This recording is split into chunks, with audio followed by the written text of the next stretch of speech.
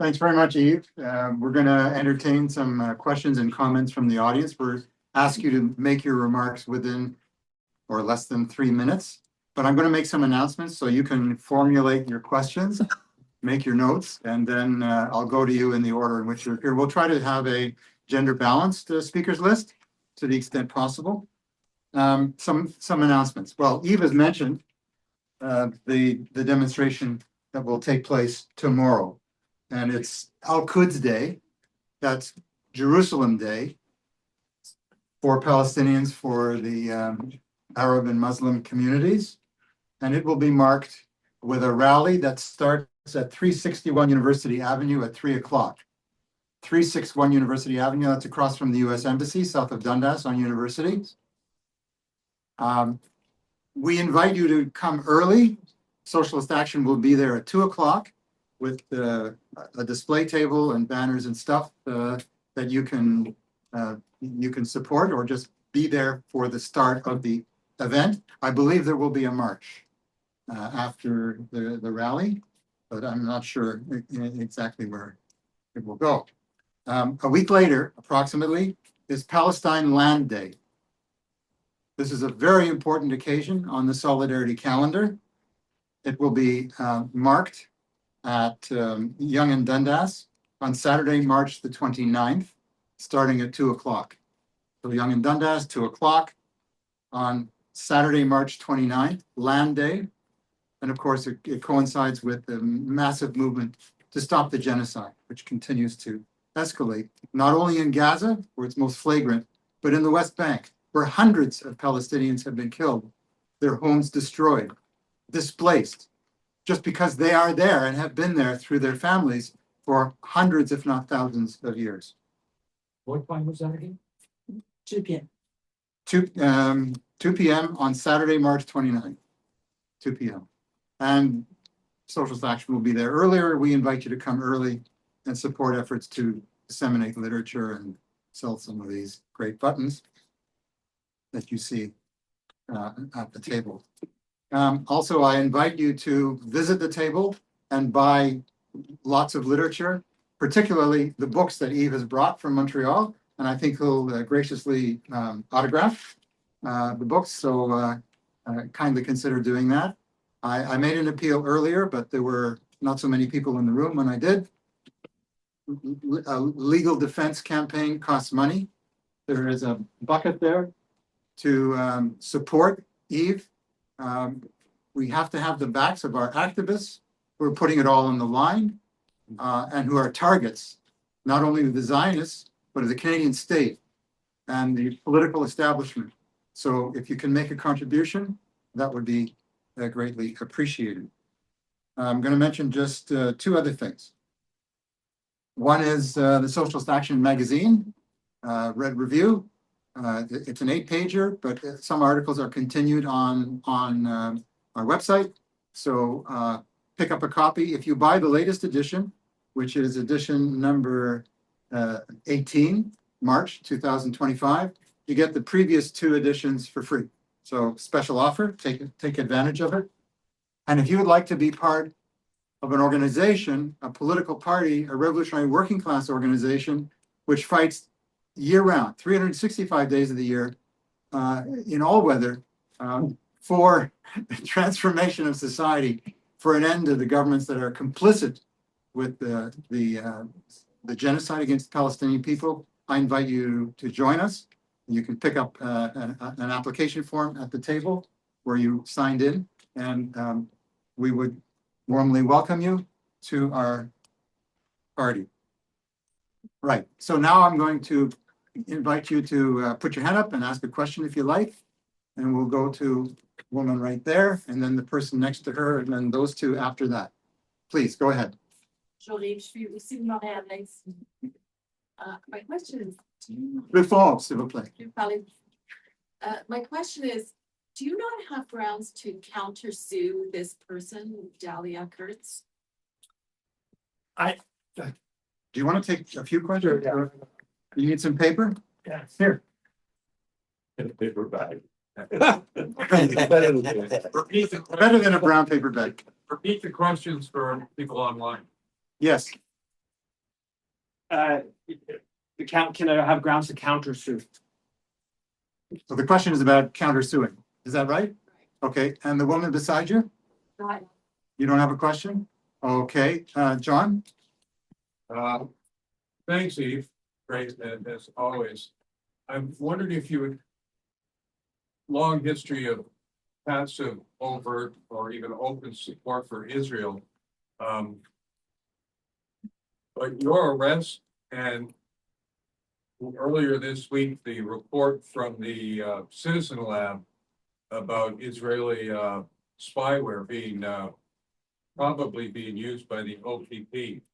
In your assessment, is there, as support for Israel in the public goes down, is it the case you think that there's a pivot toward more aggressive policies against activists in support of Palestine? Let me just take one more, okay? Brother here, yes, please, loud. Yeah, let him write down first. Let him write down first. Yeah, go ahead. Okay, you have given us a historical account of the Canadian pro-Zionist movement. I think maybe I'm wrong. It applies mostly to the Anglo-Canadians. What about the French Canadians, Quebecers? And related to that, was Pierre-Elliott Trudeau during his 2 times PM, was he pro-Zionist Israel as well? Yeah. Okay, so that is. So in terms of the countersue, I don't know. I brought that up about to go after the police and the judicial system for abuse of authority. But what I've kind of heard from that is that that's a really, really high bar to attain. I did see that just today, Dahlia Kurtz is being sued by the individual who was for the Canadian Human Rights Commission. What's his name? Yeah.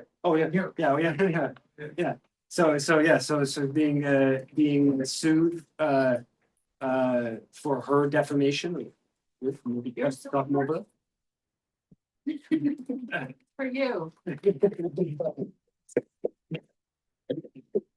Please follow up quickly. I don't know, I've been so going hard online. I'm surprised they haven't picked me up at my house. How come? I mean, I just don't understand. How come they came after you for one comment like that? Well, I'm sure you do lots of comments, but I wish I 13 understood books. better how it works. Maybe because I don't put my actual identity, so it's easier to. So I don't know. Are they watching everything we do on Instagram? Yeah. Yes. Yeah. With a supercomputer, it's. Serious. Yeah. It's okay. Yeah. Mr. Me. Be careful what you ask for. Yeah. But we got your back too. I honestly, just bring it on. There's a tension between denouncing the repression and then leading to an inactivity by paranoia or fear. And I think we have to be always really careful with playing that, because I think we still live in a mostly free society in that sense. That the way that our society is not free is through how who controls the dominant media and what voices are excluded and stuff like that, more than our ability to speak our minds and fairly, like we're allowed to have this meeting and fairly, right? So it's important to not. And I'm surprised they went after you because you're white like me, Quebecer. They don't like it when we get active, when we get all riled up. They'd rather go for a brown person. So I'm surprised that they went after you. Yeah, I don't know. I mean, I have my speculation on like what the trajectory. That Neil Oberman, the lawyer at the McGill at the courthouse where he was getting the injunction from McGill encampment, I challenged him, and my presumption is that's part of what got me on his radar very personally. I think it's. I don't think for me personally, I don't think like what they care about would be like my writing and even necessarily that much of my it's the social media videos that I've done where they challenge different people, where some of them get they get into the millions and millions of people that watch. I think that's what that kind of that's the kind of, I saw you speak to Carolyn Mulrooney the other day. yeah, so I think it's stuff like that.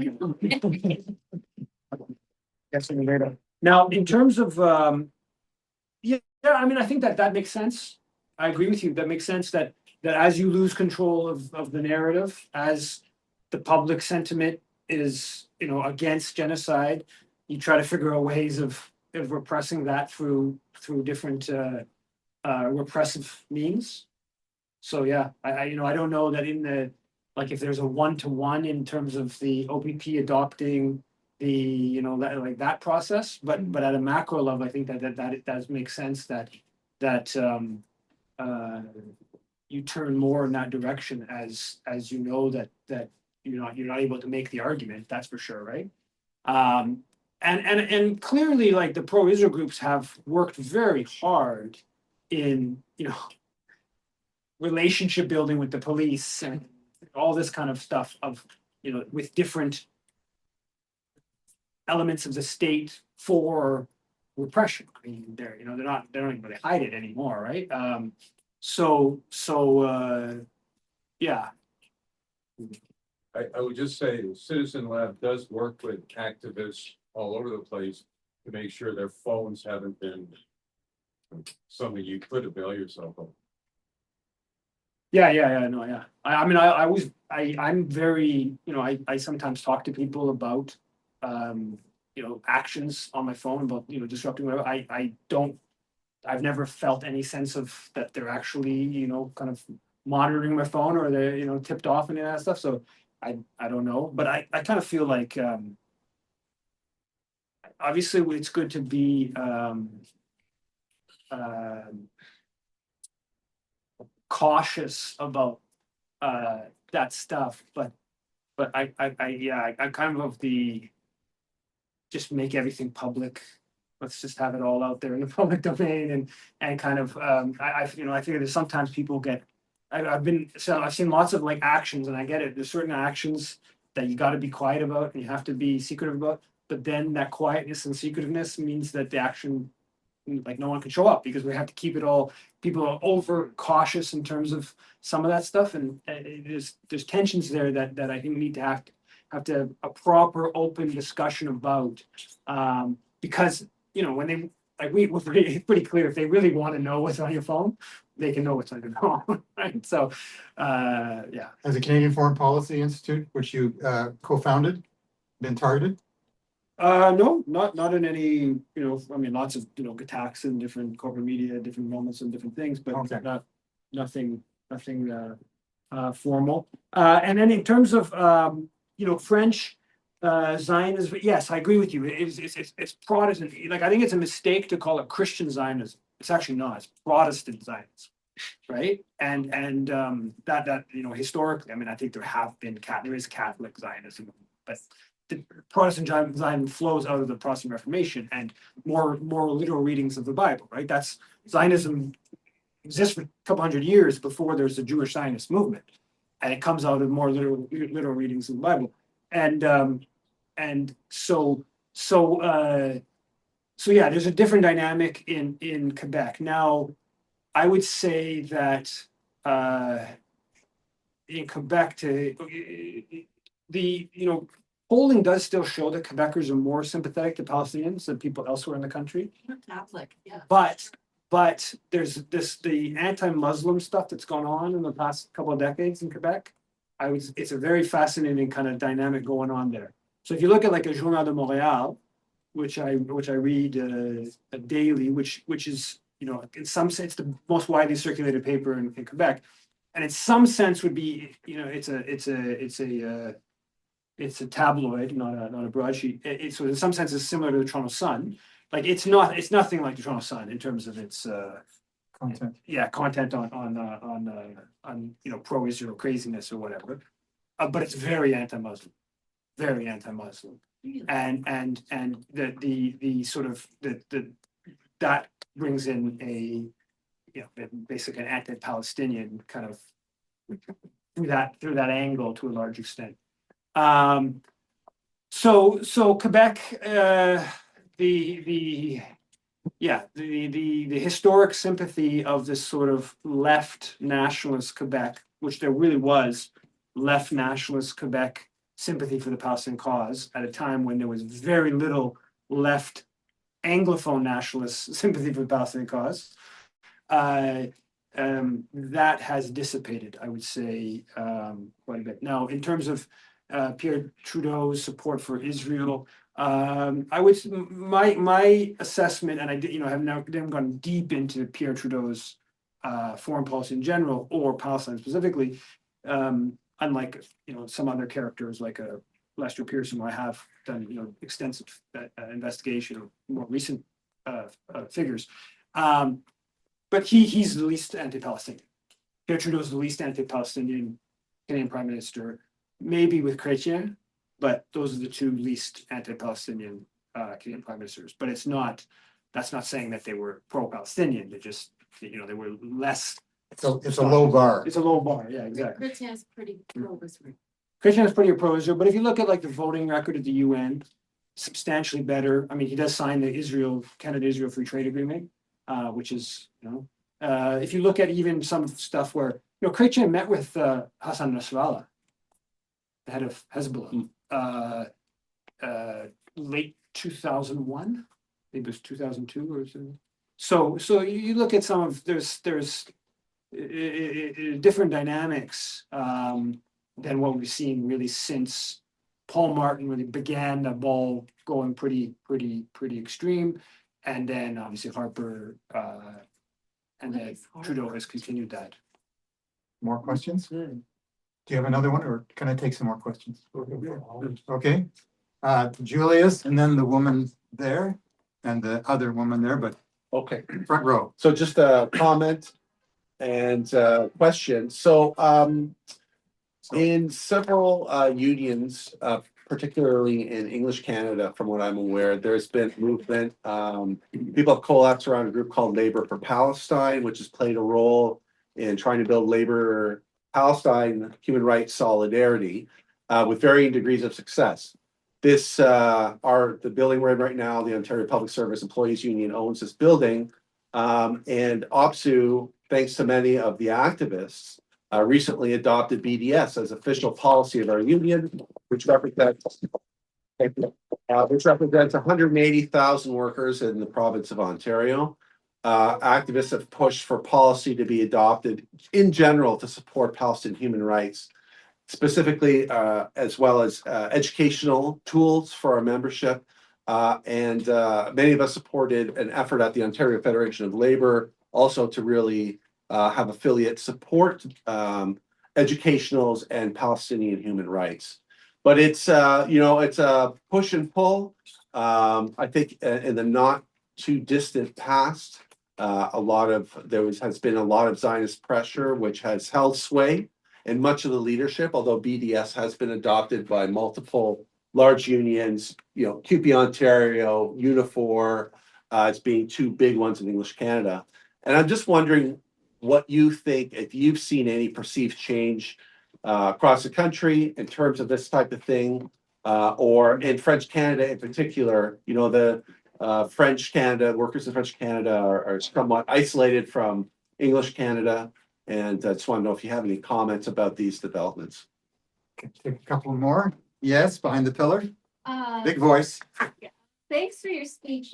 You mentioned that a more effective and radical approach than just the BDS would be actually getting the Canadian government to, enforce the laws that we actually have. Considering our government's history, basically giving Israel a carte blanche when it comes to the law, like what would be the strategy in trying to change that? Okay, and the young woman next to you, yes? In terms of getting your message out there about your situation, would you be interested in speaking to more people, especially younger individuals, about what you're going through, especially through the courts and such? You know the answer to that question, but Yves will answer. We'll elaborate. Okay, you want to we'll take one more and then hear from Yves. James? Okay, thanks very much for your talk. Quick question. Who do you see as your peers in Canada, the US, and across the West? Who is doing similar work to you that you are following closely and with interest? Thank you.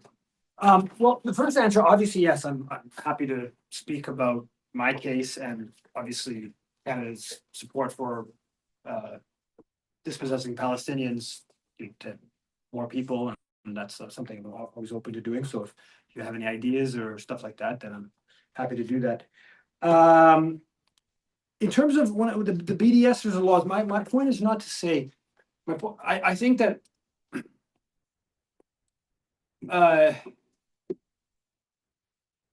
there's a marketing strategy, let's call it that, where it can be useful not to come across as, I don't know, extreme or radical or whatever. It's just like if the Palestine movement's demand is just uphold Canadian law, that's a very difficult thing to deal with in kind of mainstream corporate kind of media, right? That well, obviously everyone agrees we're supposed to uphold Canadian law, right? So I think that there, and I endorsed the BDS, I don't know how many years ago when first asked by 15 years ago or whatever, right? I completely support the underlying idea of there needs to be sanction, boycott. I mean, Canada has sanctioned, it's like 15, 20 different countries, right? Mhm. So there's nothing radical in the sense of bringing sanction. There's something radical in the sense of where we are. Like we're at a situation, we have Canadian ambassador having pizza party where Canadians fighting the Israeli military. That's pretty far from there to sanction, right? Like it's so I think it's important for us to ground our demands in our political culture and our political reality. And I would say that, like, so if you're in Ireland and you're calling for and you're campaigning around like not having Israeli oranges in the store, that I think has much more coherence than making that demand here, right? It's not that I'm like, I'm supportive of it, but you got to bring it to the reality of your political context. And I think that some of the BDS kind of thinking is not actually rooted in where people are making these demands.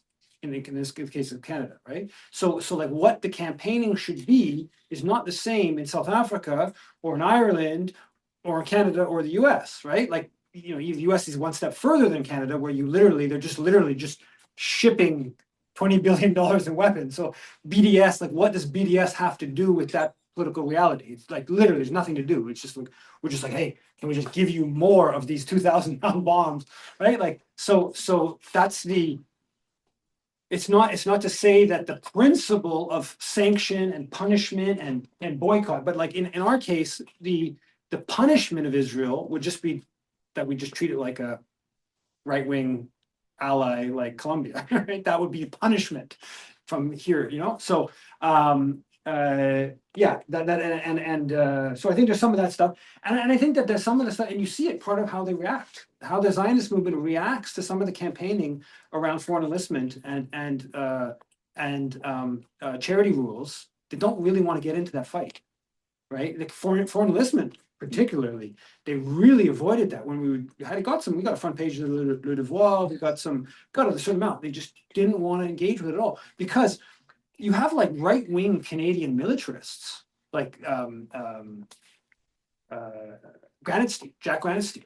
Okay, he's just one of the most well-known, not very active anymore. I think maybe died recently, but for the last 40 years, the kind of preeminent right-wing Canadian military historian. He's of the opinion that if you join another country's military, you should lose your citizenship.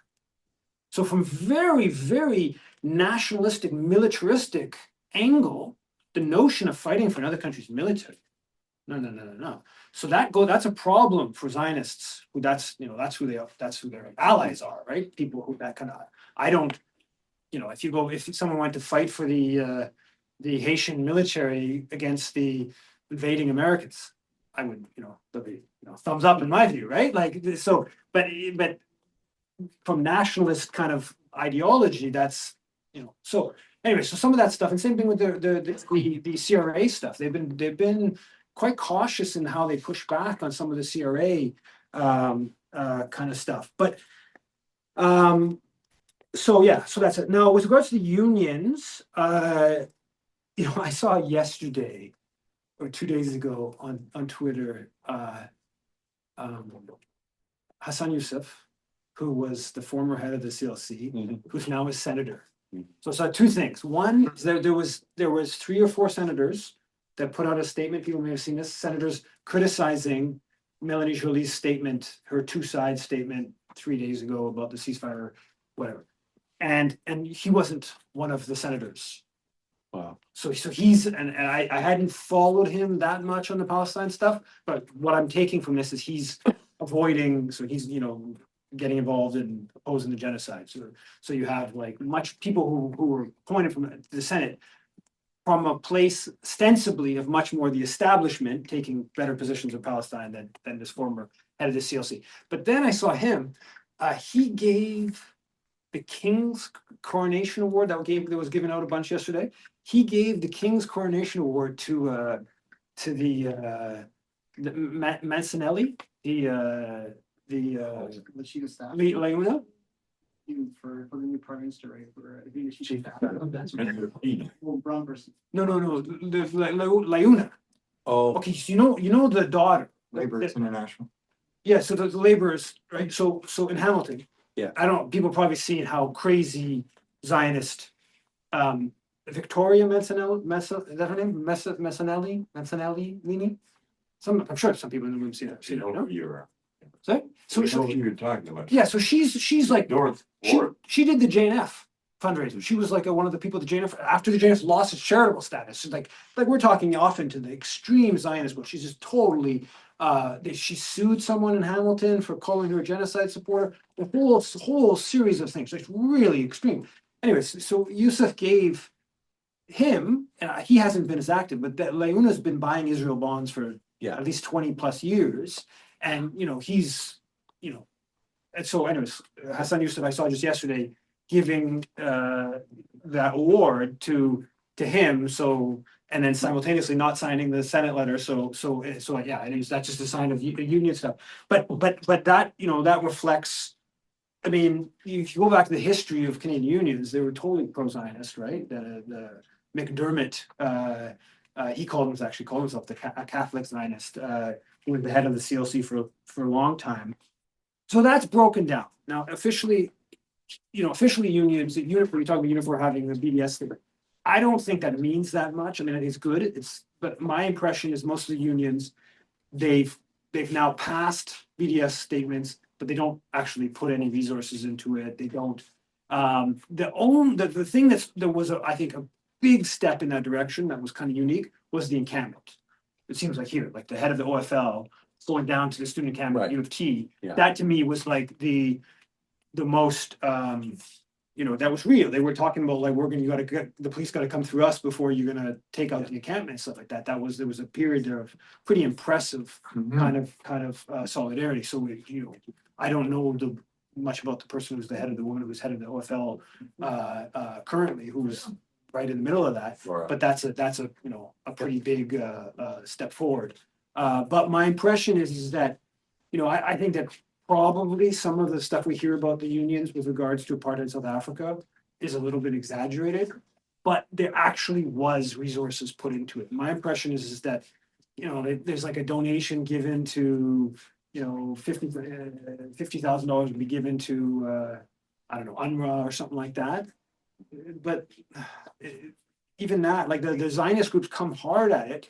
And my impression is that when you start talking about any kind of level of resources in terms of actually supporting stuff, it's the union is still very cautious and unlike where a part of South Africa, which I think they did actually devote some commitment. In terms of peers, I don't know exactly what you're getting at with the question, but I mean, things like Canadian Dimension, Canada Files, Spring. Rabble, Reach. Breach, media outlets, Maple, Maple's done very good. Maple's done the best stuff, I would say, on the past 16 months in terms of particularly on Palestine. Yeah. So we'll take some more questions, and before I go to someone who's asked someone a question before, I'm gonna invite people who haven't asked one yet. So do we have any? Yes, there, and then we'll go to. More of a statement than a question, I guess, but yeah, my name is Hassan with the Peace League and Partisan Defense Committee. So yeah, I mean, I was start by saying that an injury to one is an injury to all, and it's necessary for the whole labor movement and everybody considers themselves a socialist. Like the working class person to Yves Engler, Semi-Coon, and other people that have been caught up in crosshairs, like Annie Lieber, another person in Toronto, a QP member who's also facing charges, and I think has a trial in July. Also for totally made up charges of like intimidating, basically things that he was at a pro-Palestinian demo and is being framed up for like assault. Talk louder, please. Okay. So, but at the same time, like all the main political parties in this country, the Liberals, the Conservatives, and the NDP are obviously supporting Israel 100%, right? And they're supporting this crackdown against pro-Palestinian activists. So, what we think was done is to mobilize the whole labor movement of millions of workers in Canada in defense of the Palestinians, right? The workers in Canada have interest in the defense of the Palestinians and the struggle of workers for better conditions and the defense of their unions, better housing and healthcare is directly tied to the Palestinian cause because it's the same ruling class, the same imperialist rulers of Canada and the US that oppress the Palestinians are also responsible for burning down the conditions of the working class here.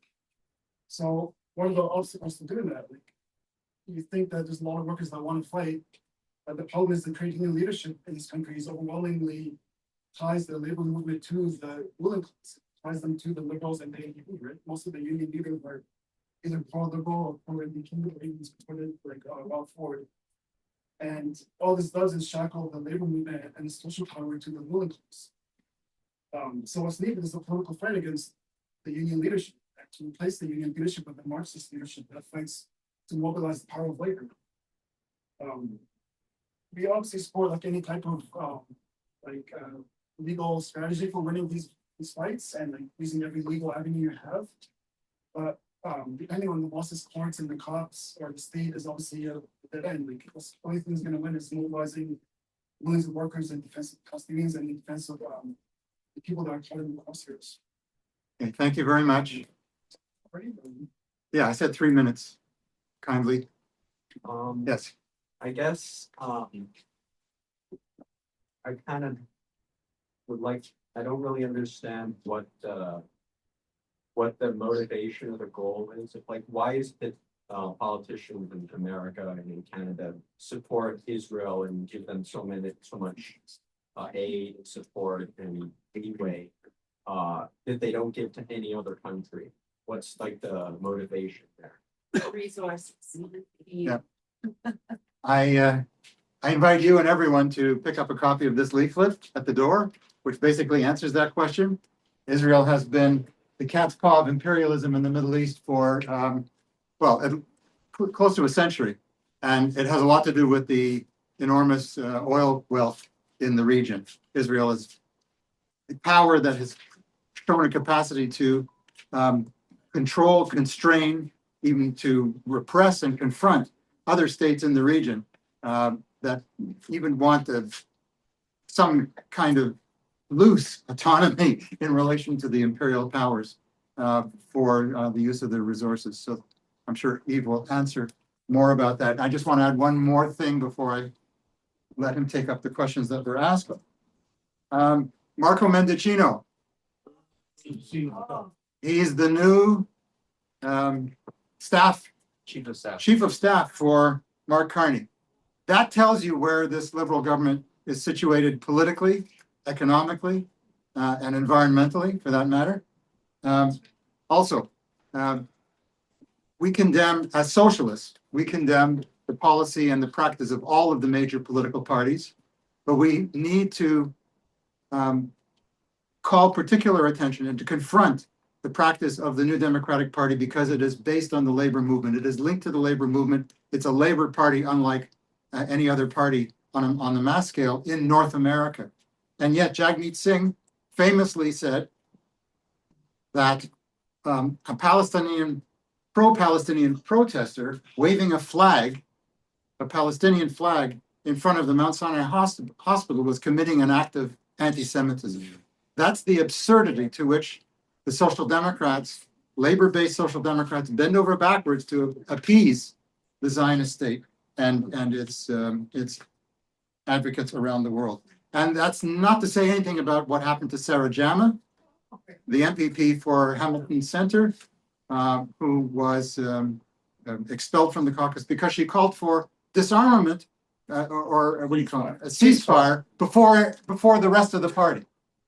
Well, since then, you know, Heather McPherson, Charlie Angus, Nikki Ashton, Leah Gazan, and some others have taken a better position, but very far from the position that's needed, and that is total solidarity with the Palestinian people from the river to the sea. Palestine will be free. The right to resist. If you're occupied, it's right to resist and fight back.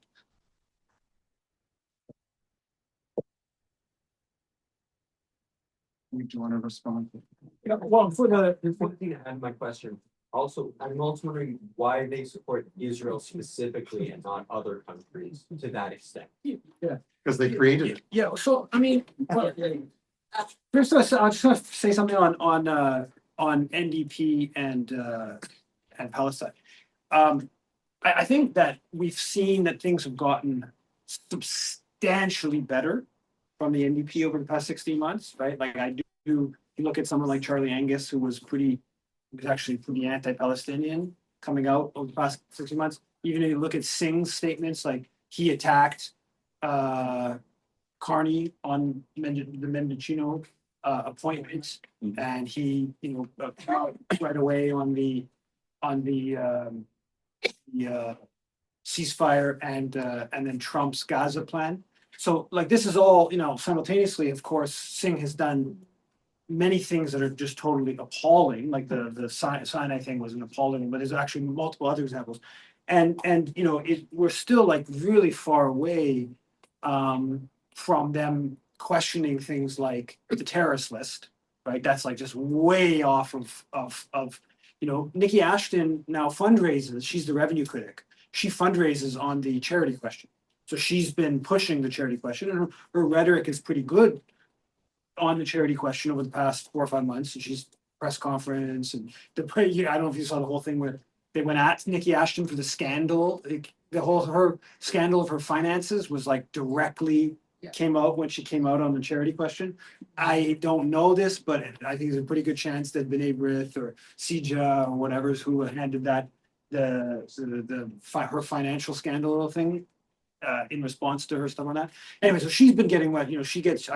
I'm on her email list, and I've many emails in the past couple months on the charity question. So she's starting to pick that up. So there is some dynamic that's changing within the NDP. I would say quite seriously. Heather McPherson, who's like, the NDP bad on every other foreign policy issue, pretty much, right? Let's be from China to Ukraine to even like look at their position on like the Haiti and the core group, right? Like bad. There's stuff on the NDP just came out in favor of 2%. This is a scandal, and no one's talking about 2% military spending, GDP, right? The NATO target. That the NDP just came out. Now they came out that in a statement that, as I wrote about, they this really embarrassingly slow criticism of the F-35. Yeah. That's quite interesting in and of itself. But so the NDP's foreign policy is bad, truthfully. Mostly they go along with the establishment, except when there's significant opposition. And on this issue, there's significant opposition, and they've been going. So now with regards to like the why question, the why question is I would have, in my Canada Israel book, I put the why question much more at the geopolitical level than the pro-Israel Jewish organizational lobbying. Okay, over the past 15 years, I've put more emphasis on the influence pro-Israel Jewish organizational campaign in the question. No, there's no doubt in my mind that if the US empire turned on Israel, Siege's power would collapse. There's no doubt about that. Okay. So the what I put forward is the pushing against an open door, right? That the Siege and them are pushing against an open door. And if you look at Canadian foreign policy, the best argument against the explaining Israel through the lens of it's just that Siege and other pro-Israel Jewish organizations is just look at Canadian foreign policy elsewhere, which is pro-imperialist everywhere in the world, right? Now, so then you get into this sort of some of the unique elements of this, and there's the anti-Semitism stick. That's powerful. The anti-Semitism stick is powerful, right? It is a way. It's a unique situation where you have the U.S. empire, you have a communal institutional structure that is unique, right? If you contrast the pro-Israel Jewish organizations to the Canadian Congress, okay, which is another ethnic lobby group that's presented as powerful in terms of foreign policy, like there's many more Ukrainian Canadians than there are Canadian Jews. And obviously there's many Canadian Jews who don't support Israel, as are there many Ukrainians that have complicated views of what's going on in the Ukraine. But it just doesn't have the same level of financial and institutional resources, right? If you look at the federations, we're talking about billions of dollars of assets, the Jewish federations. CJ is the advocacy agent of the federations. If you look at the number of groups raising money for Israel, we're talking about 300 plus registered charities raising funds. Like anything you can imagine. The one I've joked about is the Israeli Guide Dog Society. So in Canada, there's a registered charity. What? It's part of the Israeli Guide Dog Society. You can think of like every different Israeli university, the museums, the symphony. There's a Canadian Friends of, that's like subsidized by Canadian taxpayers, raising money for, and so there is a level. I was actually here in Toronto where I saw that level of commitment to Israel that stunned me in 2014, where like the JDL guys, like they busting my bike and stole my lock and actually scared me, right? Like I was like they were like this pro-war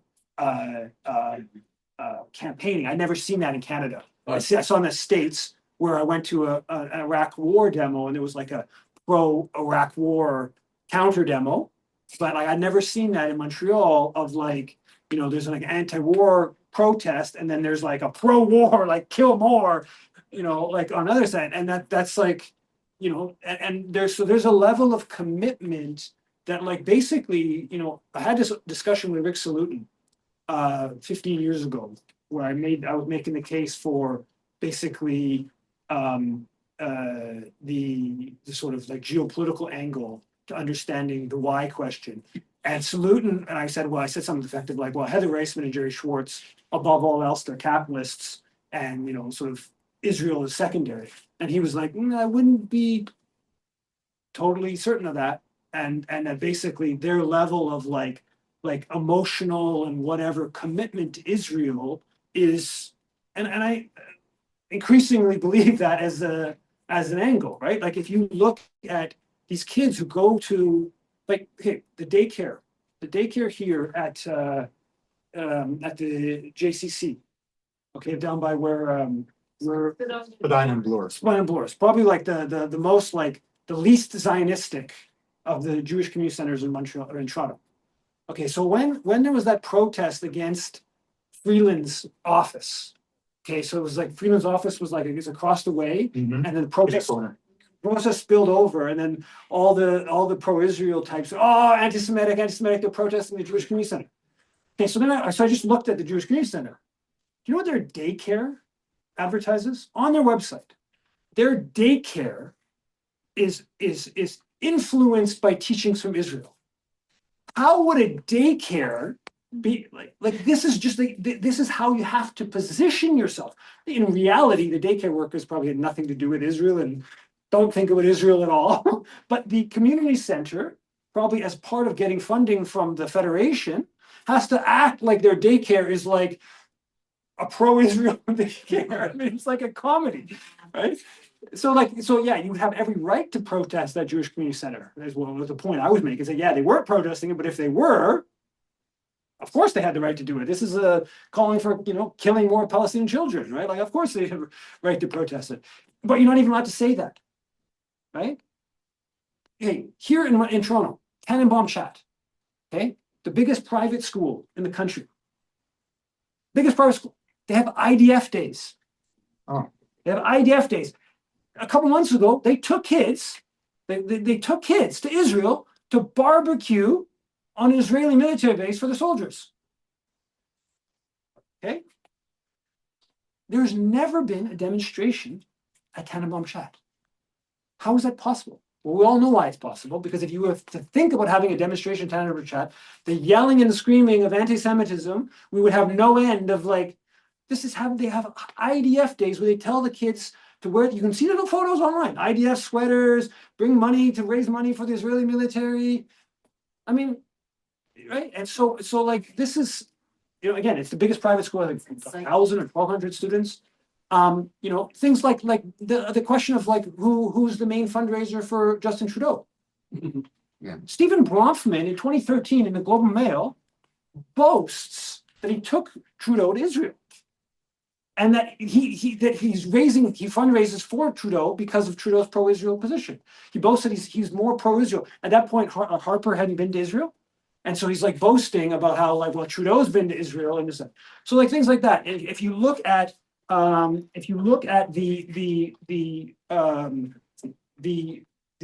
financial and social status of Canadian Jewry, you find that Canadian Jewry is overrepresented in positions of power. That's a reality. Right? And like that's not to go into the anti-Semitic trope of like, oh, Jews run the world, but it is the reality that the Canadian Jewish community is a very influential community with a uniquely well-organized institutional apparatus, right? So that's important. That's important in understanding the pro-Israel. And then the stick, and then it's unique. Okay, we have the U.S. empire. We have a generally well-off community. We have a powerful institutional structure, and then we're the victim. And we have that stick of anti-Semitic stick that's wielded very aggressively against anyone who opposes Israel. So you bring that all together, then, and I think if you look at kind of the more macro of all some of this, there is this Christian Zionist tradition. It's less influential today, but Christian Zionism was actually quite important historically in Canada. Right, in terms of if you look at like in the fundraising in the 1930s, the prime ministers that came out in support of Israel, that comes from a Christian Zionist. Now you have the Christian Zionist things more at a more marginalized end, like McVetti, but that then you got in things like it's just like there's an element of it that's anti-Muslim, right? There's just that. They play off of that. Then, obviously Israel is a very successful, high-tech military power. So you bring that all together. I quoted, if you look at it, Lester Pearson in 47 and 52, I quote that in the book. He's very clear about the geopolitical, seeing Israel as a Western outpost. That's always been part of the calculation. But I would say there's a broader series of factors that contribute to the why question in terms of support for Israel. Okay, we'll take a last round of questions. So I think, John, you had your hand up. You still want to ask a question? I may come back to a second round person or one or two, but put your hand up now if you want to ask a question. Okay, I'll come to you. And and at the back, Stephen. Okay, so John. Okay, this is slightly off topic, Yves, but it's something you would know about with your historical knowledge. And the question is not to whitewash the Israel genocide and overreaction, what they've done in Gaza. which is just a massacre. But I want you to talk about Hamas a bit. Hamas has been in power in the Gaza for 15, 20 years. They were elected once. There's been no election since. Whether or not they do good charity work and run the schools and the hospitals and this and that, but they do have a strong Islamic ideology behind them, right? That is there. What did they think they were going to accomplish on October 7th with this attack? Did they actually think they were going to break out and take over some Israeli outpost or something like that? They had to have known that that was not going to be successful. Were they not considering the retribution that Israel was going to take on them? And the retribution that they took was 10 times more than what I thought would happen at the time. It's been the more retribution than they've ever taken for any other attack.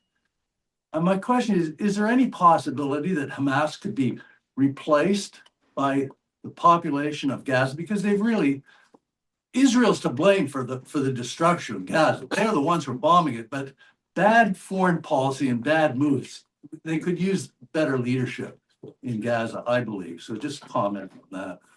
Okay, there were a couple of first-time speakers before I go to, Stephen, yes? I just want to thank you for wonderful presentation today. I should speak louder, right? Yeah.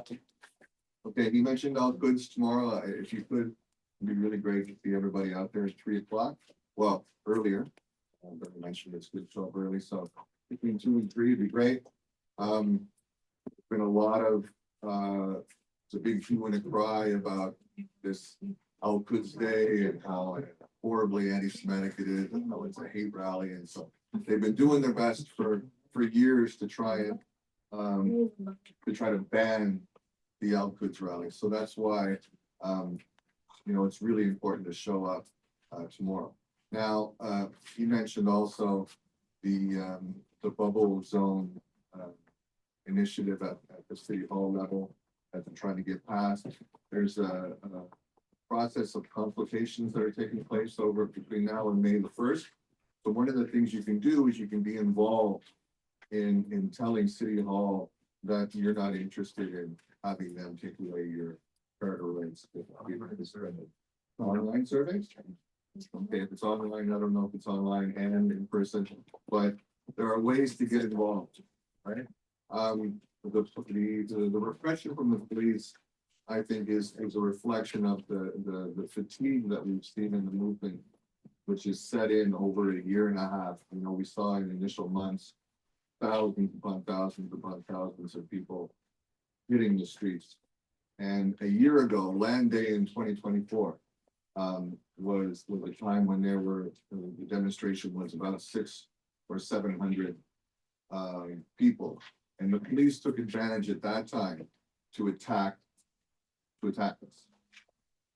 They saw us that we were a small enough crowd that they were going to send a message to demonstrate, and they brought in the horses, they brought in the stormtroopers, and they brought in about 200 cops to deal with about 600 demonstrators. So the repression is real. A few days ago, they tossed a friend's house in Mississauga, and they terrorized his family, and they're threatening to charge him with hate speech and contributing to a terrorist organization. So this repression is ramping up. It's ramping up. So even though we've seen devastation over the last year and a half, we're going to have to double down over the next number of years because the repression is coming. Okay, the issue of our time is Palestine. Everything converges on the issue of Palestine. So I just wanted to talk about what the police are up to. The MQ is a fairly scary and slippery term. Yeah. Yeah. So if everyone could come out, that would be great. We're involved in at the Legal Center for Palestine. We're involved in challenging the Samadun designation. So if you could support us in that regard, that would be great. The bottom line is they can come after Samadun, they can come after any of you. Okay? Any of you who support Palestinian liberation or Palestinian human rights, you're a potential target now.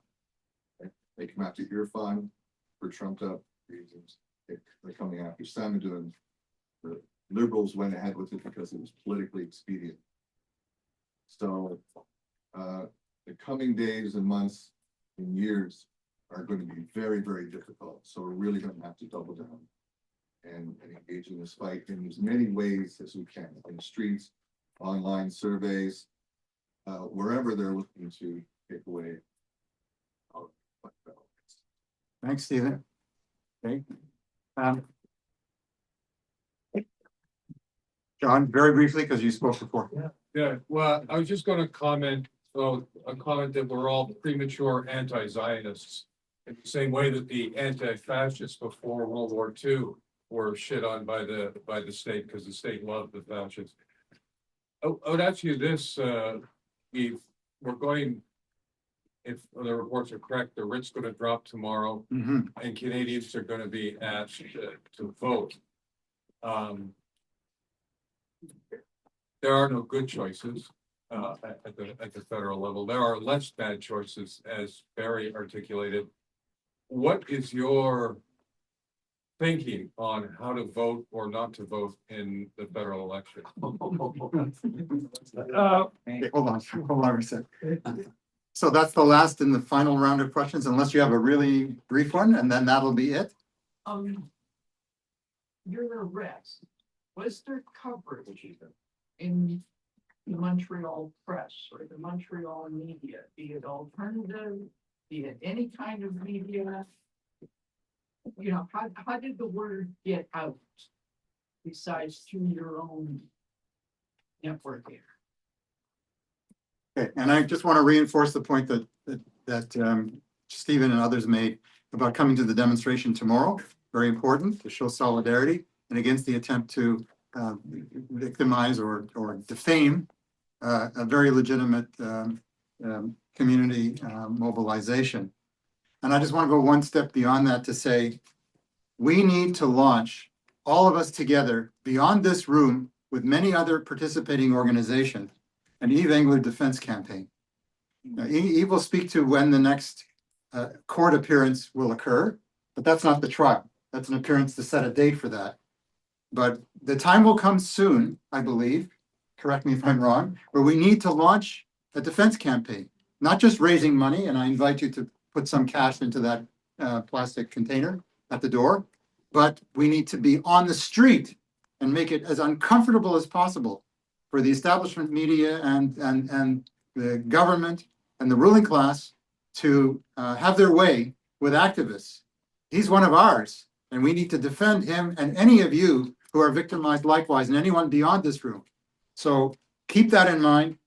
There will be a trial if they don't drop all the charges, and I think that's a distinct possibility because of the absurdity of the charges, but there could be a trial in late summer or early fall. So we need to be ready for that and to be on the streets to demonstrate our demand. Drop the charges now. Drop the charges now. Drop the charges. Yeah. Well, yeah, in terms of October 7th, I mean, I think that Hamas made a calculation that they tried everything's been tried by Palestinians, and the strategic perspective in the region was getting worse from the Palestinian perspective in terms of normalization with Saudi Arabia, potential normalization with Saudi Arabia, and they were clearly more successful than they expected to be. They took the 6 Israeli military outposts right away, got busted through the, knocked out the intelligence and busted through the gates quickly. And they didn't know about, I think my understanding is that with regards to the music festival, that was, it wasn't even supposed to still be going on initially. So their objective was obviously not to keep, they weren't planning on keeping territory. It was to puncture a hole in the everything is calm from the Israeli perspective when Palestinians are being terrorized, and get bargaining chips, really, and you can have your opinion on the morality of captives and stuff like that. But I mean, Israel has 10,000 Palestinian captives, right? So and they have had success in the past of exchanging. So I think that what happened from Israeli or Jewish Israeli society, they were taken. They thought they were, we were in control, and we've got them boxed in, and this not like kind of pulverize this sense of being invincible, and Biden, went full on and enabled just the level of horror that we saw. So I don't know, like Hamas, like if you look at like why Hamas, I mean, Canada plays a role in that with like they don't accept the elections. And so they basically stoke a Palestinian civil war, and Canada uses its aid and uses its military training with the Operation Proteus as a way to bolster, cause Palestinian conflict and then bolster the Palestinian Authority against Hamas. And I don't know. Like I think obviously if Israel is successful in ethnically cleansing Gaza, then history will look at October 7th as a failure from a Palestinian perspective. That would, but I don't think the jury's still out in that question, right? And like obviously anybody who's, if you look at what's happened to Palestinians, and you say like obviously anyone who's like people whose whole family wiped out, you would say like that's horrible. But if you look at, my sense is the vast majority of Palestinians in Gaza support October 7th still, right? Because they understood the situation. They tried everything, being attacked, and they want resistance. They need some resistance. So and if you look at take a historical standpoint, like what Israel's done is beyond imaginable, and the fact that it's done so open. But if in the history of colonial violence, it's not that outside of the realm of what's happened to colonial violence. I mean, Americans killed 3 or 4 million in Vietnam.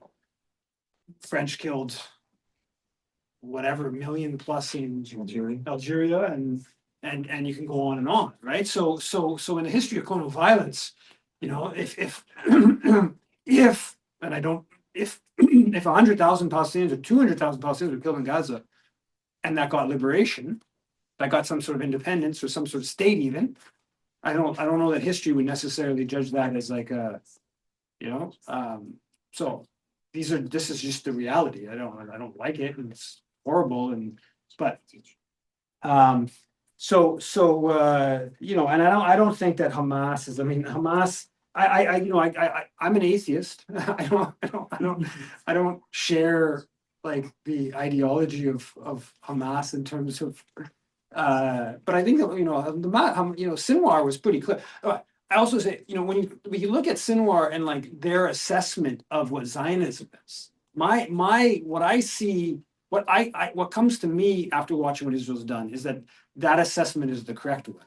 That the Zionism is just this beyond belief horrible movement ideology, and that the only way to is through military force. I would love to believe that the international solidarity movement spurring on the more progressive elements of Israeli Jewish society, that was the way we could, that's what I would love to believe, that's what it is, or how it could change, but I don't, I think it comes down to how many Israelis can be killed, how many Israeli soldiers can be killed.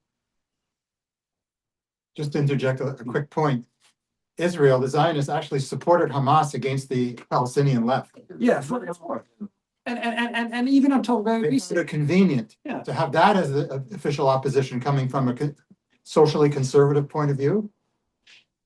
So and even don't forget, even until recently, Netanyahu's been very. I mean, that's the history of undercutting social or secular kind of socialist-minded Palestinian resistance, but even more recently, that's been the assessment because Hamas doesn't play very well in Western kind of whatever. So you want to not, if you don't want a two-state solution, you want to bolster the forces that you can get into this kind of. So that all that's there, and this is not a question. This is a question of Israel and Zionism. That's the central question. And then the central question for us is how our political culture and government have enabled that.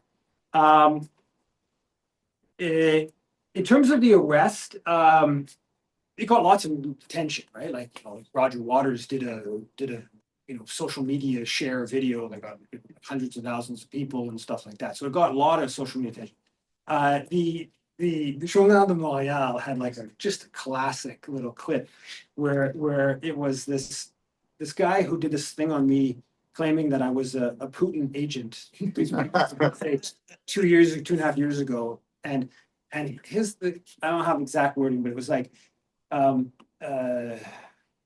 well-known activist Yves Engler, well-known pro-Russian activist Yves Engler harassed two women. It was like this had nothing to do with Russia. It was about Israel. So he just chooses the Russia verse because that does, and then through the harassment of two women, it's like, okay, so it was a woman police officer, that investigator. So I guess I've had a 5-minute conversation with this woman my whole life. I don't even know her first name. She just told me her last name. So the cop. Yeah. So, but they're claiming that whatever. Anyway, so framing it as like this man attacking whatever, right? So that was pretty bad. The Gazette initial story. First, they did two stories. The first one was pretty bad too. Second one was a little bit better. But yeah, it got lots of social media stuff. So I think on that level, they understand that they miscalculated. Like my reading of it is that this was this kind of blew up in the face of the Montreal police and blew up in the face of Kurtz. Dahlia Kurtz probably personally doesn't have a problem with it because like she's playing to a really extreme kind of Zionist base, and so it probably serves her personal interest. But if I was at CJ Quebec's office, I'm guessing that CJ Quebec is like, Oberman made a mistake here. This wasn't really the right thing to do. That's my guess, but I don't really know that. In terms of voting, I'm a very I'm in the riding with Steve Engler is the MP in my riding, and the NDP has a real shot. I don't like Nima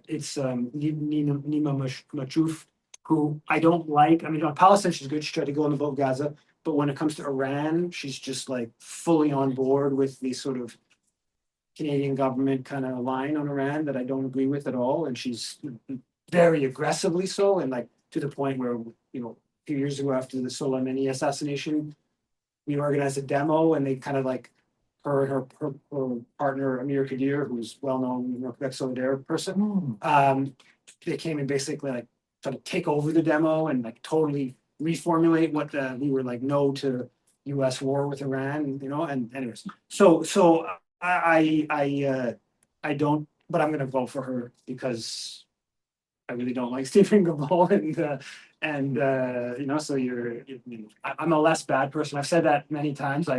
In some situations, I'd vote for a liberal. Like if I was in a certain riding, I think that there's, I agree with the macro level, like, a difference between Canadian and US politics is having an NDP that changes the political terrain. So I fully agree with the notion of having a Labour Party and having that kind of pull. But when it comes down into like sort of, I don't see any political party with a chance of winning that I'm going to support, like I'm going to agree with most, like Nikki Ashton, okay? Nikki Ashton, the best end of the NDP. Okay, I became an NDP member to vote for Nikki Ashton during the leadership race a number of years ago. I asked other people. I asked Nikki Ashton how she voted on Libya in 2011. She told me she didn't remember. She wasn't sure if she stayed outside of House or she voted in favor. And in some ways, her answer is even worse than having said, I voted for it. She's like saying, there was a vote that's led to the destruction of a country 14 years later, and this was in 2016, so 5 years later. And you don't know, you don't remember if you were in the House or if you abstained because you didn't want to vote for it. Shameful. And so, but again, that's the best end of, I became a member of the party to vote for her, to ask other people to do it. So if you look at foreign policy, right, if you look at Canadian foreign policy, there's no possibility of getting in the House of Commons and having a decent foreign policy. That's just the reality of what it is. So then you're always in a matter of less bad. And then, if you're less bad there was a final part. In terms of the trial, so there's a date that's just going to be, I think, a pro forma date to move. The lawyers on both sides are going to come together for a date to actually start the process on the 25th of April. Now, I kind of don't. Part of me doesn't want them to drop the charges because I want Dahlia Kurtz to testify. The idea, I was only like She declined. Yeah, well, but then it just collapses. Basically, Exactly. It's very hard. The idea of Dahlia Kurtz getting on and like being able to like question Dahlia Kurtz on different stuff, I find that quite fascinating to see that play out. I don't think that's going to be. I don't think she's going to want to do that, and I don't think pro-Israel groups in general are going to want to do that. But who knows? Also, defeating it, right, winning, has something to it. So yeah. But I think there's at least a 50% chance they'll end up just dropping off. Thank you very much, Yves Engler. I think his presentation tonight and his response to questions illustrates why it's important to defend the defense campaign. And I think he agrees that if there is a trial, we should have a united front defense effort across the country. Okay, so buy lots of literature. The books near the t-shirts are on consignment. He can sign them for you if you want his autograph. Buy books, buy buttons, buy all kinds of stuff here. And if you're interested in joining the Socialists to make a difference in changing the world, fill out this form. Thank you very much for coming tonight. Have a good night.